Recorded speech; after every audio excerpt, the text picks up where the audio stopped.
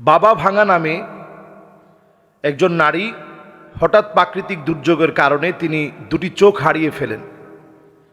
এই হারিয়ে ফেলার পর থেকে ওনার ভিতরে একটা অভূতকর একটা পরিবর্তন সাধিত হয় এবং দেখা যায় যে বাবা ভাঙা সে কিন্তু আমাদের দেশেও না, একজন নারী, তার বিভিন্ন ভবিষ্যৎবাণী কেমন যেন মিলে যাচ্ছে।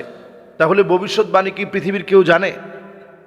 ভবিষ্যৎবাণী একমাত্র আল্লাহ রাব্বুল আলামিন জানেন, অন্য কেউ ভবিষ্যৎবাণী সম্পর্কে, ভবিষ্যতের জ্ঞান সম্পর্কে কেউ কিছু জানে না। নবী সাল্লাল্লাহু আলাইহি সাল্লাম বিভিন্ন সিমটম বলে গিয়েছেন। বাবা ভাঙার 1996 সনে তিনি মারা যান, অথচ সেই সময়ের করা বিভিন্ন ভবিষ্যৎবাণী 2025 সম্পর্কে তিনি বলে গিয়েছিলেন এই 25 সাল হবে তৃতীয় বিশ্বযুদ্ধের বৎসর, এবং সেই তৃতীয় বিশ্বযুদ্ধের পূর্বে এই পৃথিবীতে ইরানের সঙ্গে ইসরায়েলের যে লড়াইটা হবে এটাও তিনি ইঙ্গিত দিয়েছেন। এর আগে ইসরায়েলে যে দাবানল জ্বলে উঠবে সেটাও তিনি কেমন করে যেন একটা ইঙ্গিত প্রদান করেছেন। এরপরে ক্যালিফোর্নিয়ায় দাবানল জ্বলে উঠবে সেটাও তিনি ওনার ভবিষ্যৎবাণীতে নিয়ে আসছেন। তো এই জাতীয় ভবিষ্যৎবাণীগুলো যখন হঠাৎ করি আমরা যখন মনে করি অথবা দেখি, দেখার পরে যখন মিলে যায় তখন আমরা সবাই মনে করি যে মনে হয় উনি ভবিষ্যতের জ্ঞান জানে। আসলে ভবিষ্যতের জ্ঞান আল্লাহ রাব্বুল আলামিন ছাড়া কেউ জানেন না।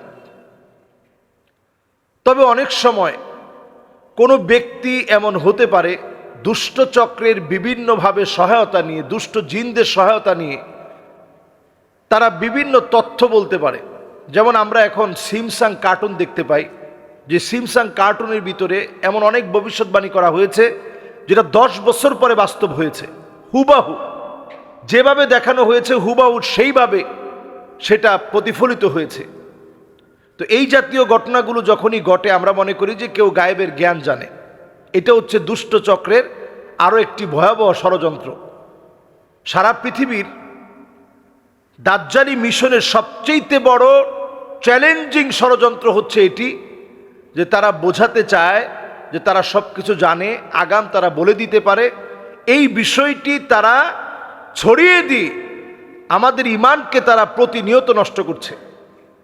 এজন্য আমরা পরিষ্কারভাবে বলতে চাই, মান আতা কাহিনান আও আররাফান ফাসাদ্দাকাহু বিমা ইয়াকুল ফাকাদ কাফারা বিমা উনজিলা আলা মুহাম্মদ সাল্লাল্লাহু আলাইহি ওয়াসাল্লাম।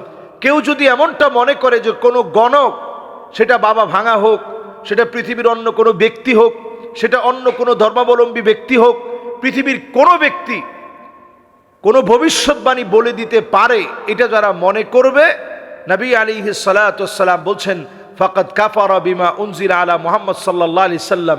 ওই ব্যক্তি কেমন যেন মুহাম্মদ সাল্লাল্লাহু আলাইহি ওয়াসাল্লামের আকাশচুম্বী কোরআন এবং নবীজি সাল্লাল্লাহু আলাইহি ওয়াসাল্লামের উপরে নাজিলকৃত এই কোরআনের পরে নবীজির মান শান ইজ্জতকে নষ্ট করার জন্য যথেষ্ট কাজ করলো, কারণ সে কোরআনের বিরুদ্ধে দাঁড়ালো। সুতরাং বাবা ভাঙা সহ এই পৃথিবীর আরও যত এরকম জ্যোতির্বিদ অথবা গণক আসবে অথবা আধ্যাত্মিক কোনো ব্যক্তি কিছু বলবে, সেটা বিশ্বাস করা যাবে না। যেমন বাবা ভাঙা একটি কথা বলেছেন যে এই পৃথিবী শেষ হবে প্রায় 5076 সনে। আজকে কিন্তু 2025 সাল চলছে। 5076 সনে এই পৃথিবী ধ্বংস হবে, এবং ধ্বংসের কারণ হিসেবে তিনি বলেছেন যে এই ধ্বংস হবে প্রাকৃতিক দুর্যোগের কারণে। প্রাকৃতিক বিভিন্ন দুর্যোগ, এই দুর্যোগের কারণে এই পৃথিবীটা ধ্বংস হয়ে যাবে। তো এইরকম অনেক উদ্ভট কথাও তিনি বলেছেন যেগুলোর কোনো সত্যতা মেলেনি। কিছু বিষয় হঠাৎ করে মিললেই আমরা তাকে যদি গণক বলে মনে করি অথবা মনে করি সে যেটা বলছে সেটাই হবে, এই জাতীয় কথা বললে এটা আমাদের ঈমান নষ্ট হয়ে যাবে।